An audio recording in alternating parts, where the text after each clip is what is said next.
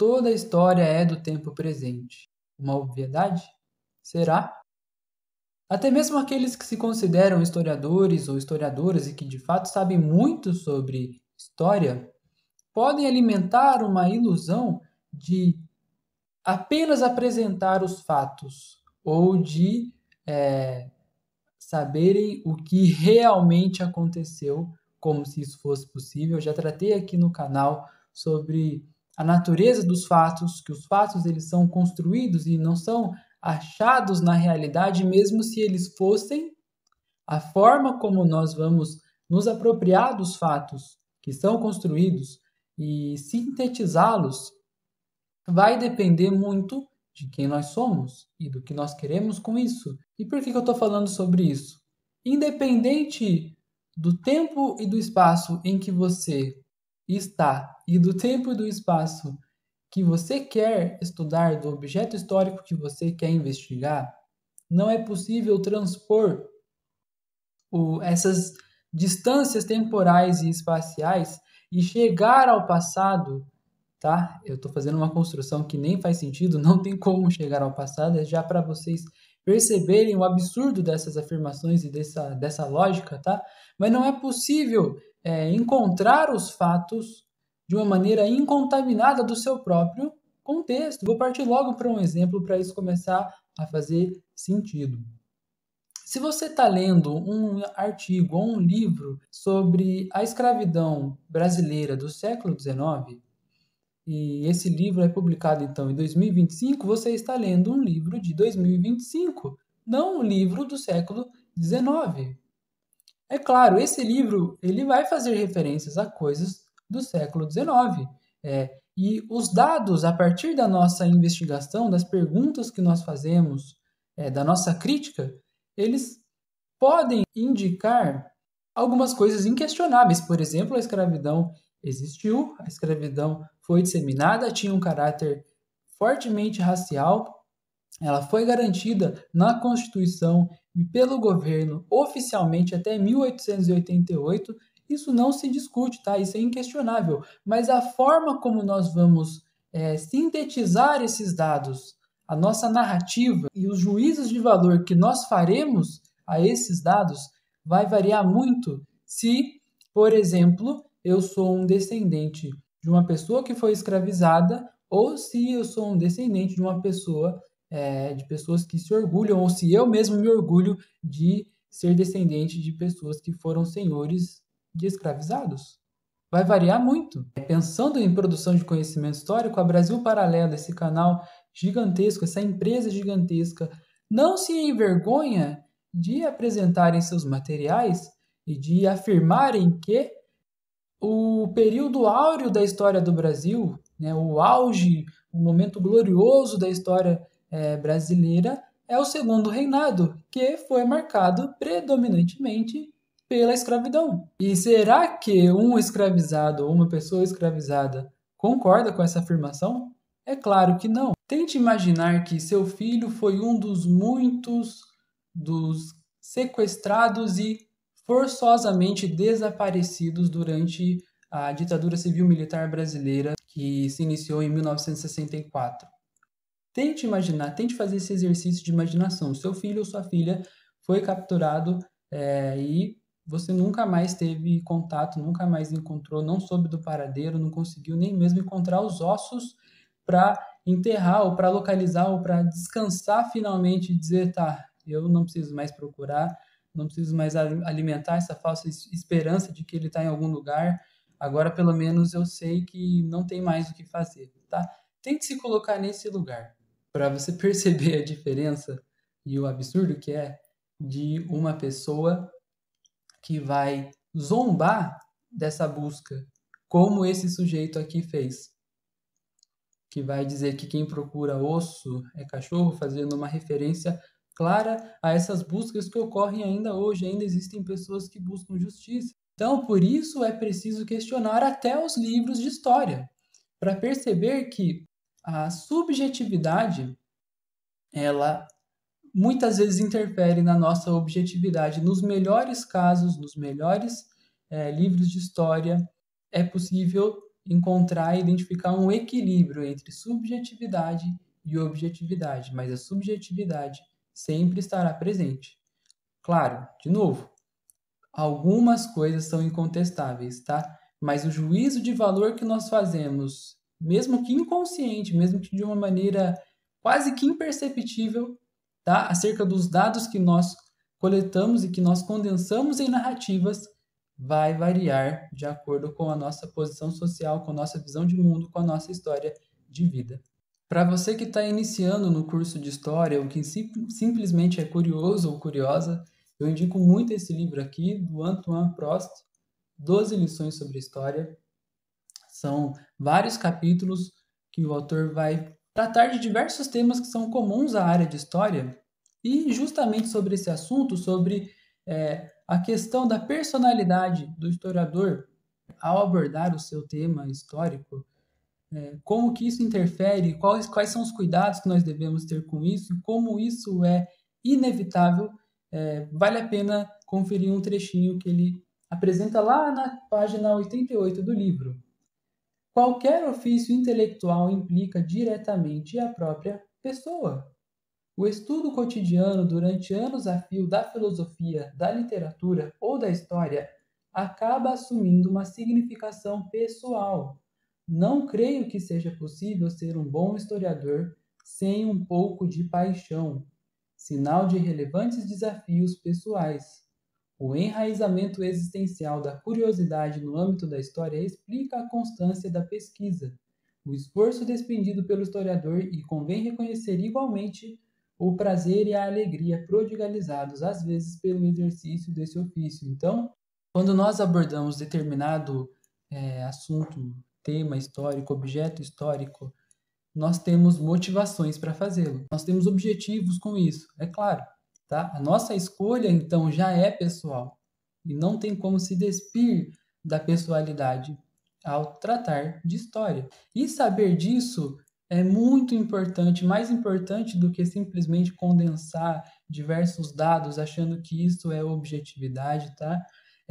Ter essa noção, essa consciência dos cuidados que nós precisamos tomar com a subjetividade é mais valioso porque nos faz questionar os próprios dados e as narrativas, mesmo as de historiadores e historiadoras, e perceber quais são os interesses por trás, como eu já citei no exemplo da Brasil Paralelo, que é uma empresa que tem seus objetivos políticos, tá? E não que historiadores não tenham objetivos políticos, também tem. A grande questão é identificar o que está por trás das narrativas, e não simplesmente por trás. Está escrito explícito no texto e na narrativa. Nós só precisamos ter esse hábito mesmo de se perguntar sempre, de questionar mesmo os historiadores e historiadoras. Tanto o nosso apego, a nossa paixão por determinado tema, como também o nosso desprezo por determinado tema, partindo da nossa visão de mundo pessoal, que tem a ver com a nossa história de vida, com o lugar que nós nascemos, com a língua que nós falamos, com o que nós aprendemos dos nossos pais, da nossa família, enfim. Se é necessário, então, tomar esse cuidado, mesmo com livros e artigos de história escritos por pessoas sérias, por pessoas que estão acostumadas com a crítica, esse cuidado tem que ser redobrado se tratando de canções, de documentários, de filmes mesmo com temáticas históricas, porque eles vão envolver ainda outras cargas de subjetividade, como, por exemplo, a comercialização em larga escala. Tá? E isso vai também interferir no conteúdo e na forma que esse conteúdo vai tomar para ser comunicado. E isso é importante salientar.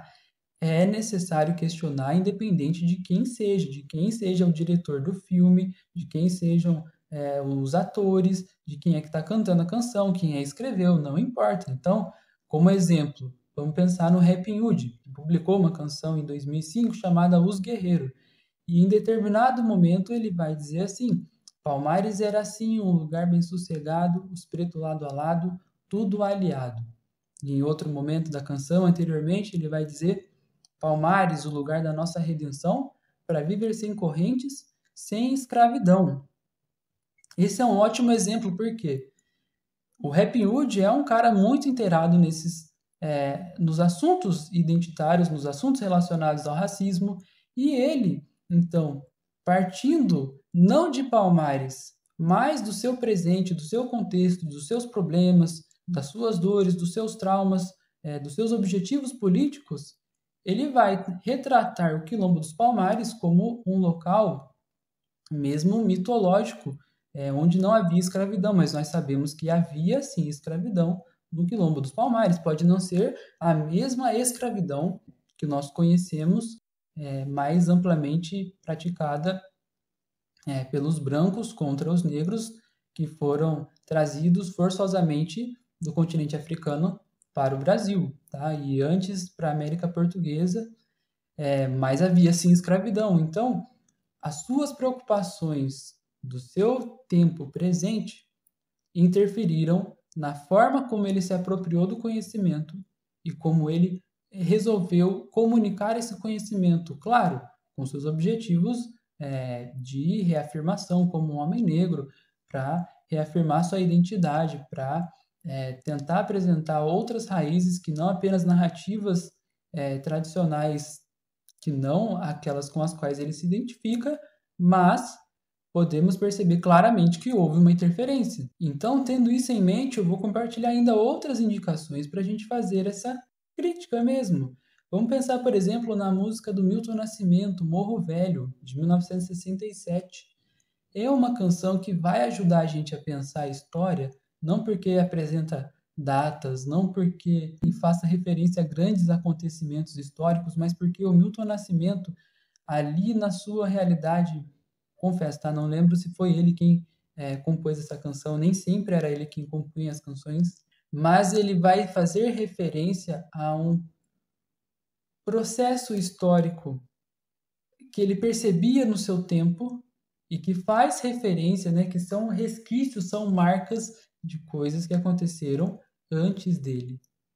Coisas que, fatores que acabaram produzindo uma diferença entre o filho do branco e o filho do preto, de famílias diferentes, que vêm de lugares diferentes, que vêm de posições sociais diferentes. E isso também é pensar a história, mesmo que a gente não tenha que fazer referência a datas e a coisas extremamente complexas. É a história vista no cotidiano e sintetizada em canção, na sua narrativa. Não tem como não lembrar também dos Racionais compondo ali as suas canções e apresentando de uma forma original nos seus raps do final dos anos 80 e dos anos 90 o que é a violência policial do seu ponto de vista, tá? Obviamente que o debate a questão da violência vai ser diferente, apresentada pelos Racionais em bairros periféricos ali, vivendo uma situação de vulnerabilidade, sem perspectiva de futuro, de violência. E vamos pedir para um policial fazer uma canção sobre o mesmo tema, tá? É o mesmo tema.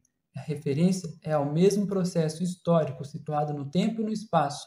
Porém, partindo de lugares diferentes, novamente, as narrativas serão diferentes. Vamos pensar, por exemplo, no filme clássico E o Vento Levou, de 1939.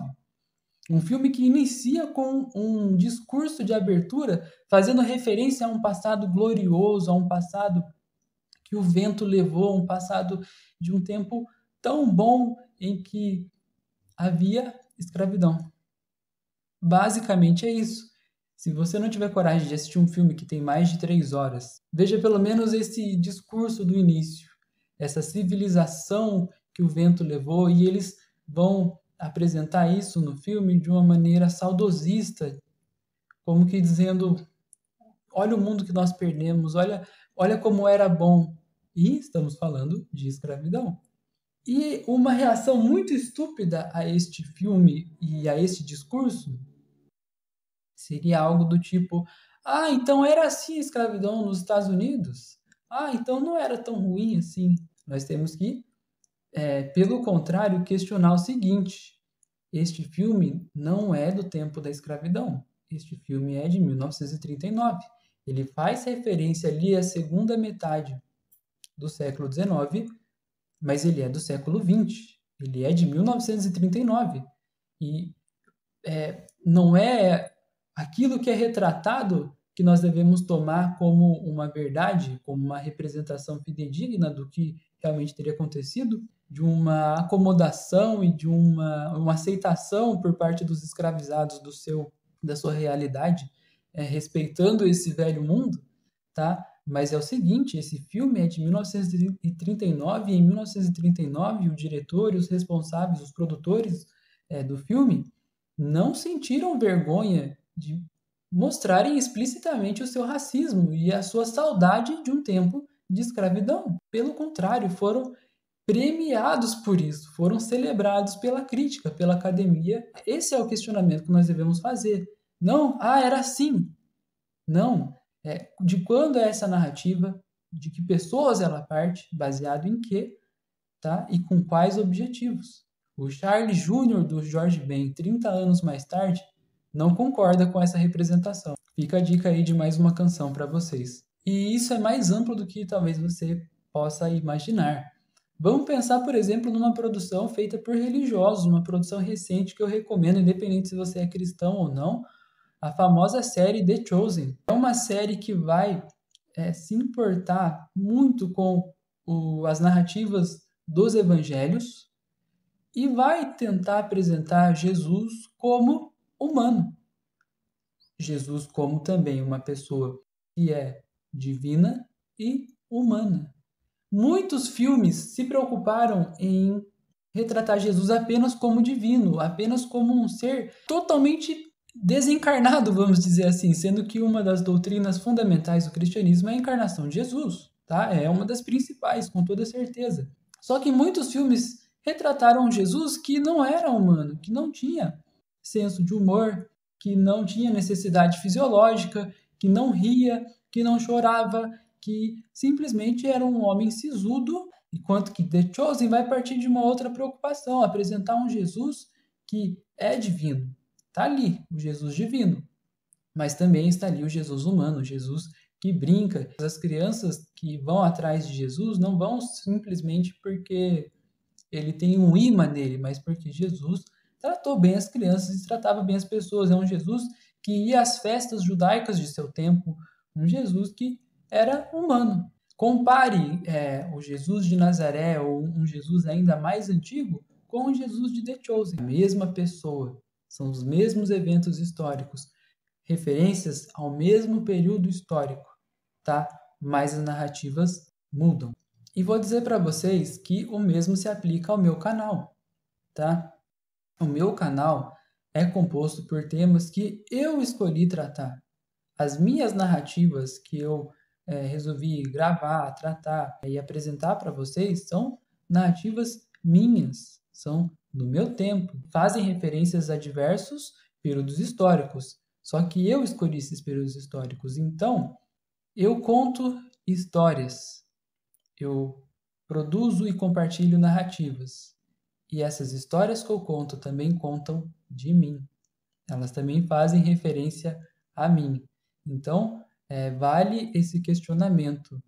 Até que ponto a nossa pessoalidade, a nossa subjetividade interfere no conhecimento que nós produzimos e que nós compartilhamos? Eu acho que esse debate, essa consciência, ela é muito mais valiosa do que uma decoreba de informações, de pessoas, de datas, porque essa consciência nos ajuda a nos situar no tempo presente, a questionar os discursos políticos que estão repletos de referências a temas históricos e muitas vezes esses temas são extremamente problemáticos por causa da visão de mundo dessa pessoa, qual que é a religiosidade dela, qual que é o objetivo político dessa pessoa, que público essa pessoa quer atrair, por quê, para quê, em direção a quê. Nenhum discurso, nenhuma narrativa, nenhuma história é neutra. Esqueça isso, isso não é possível. Lembrando, sobre a Brasil Paralelo, eu já falei aqui no canal,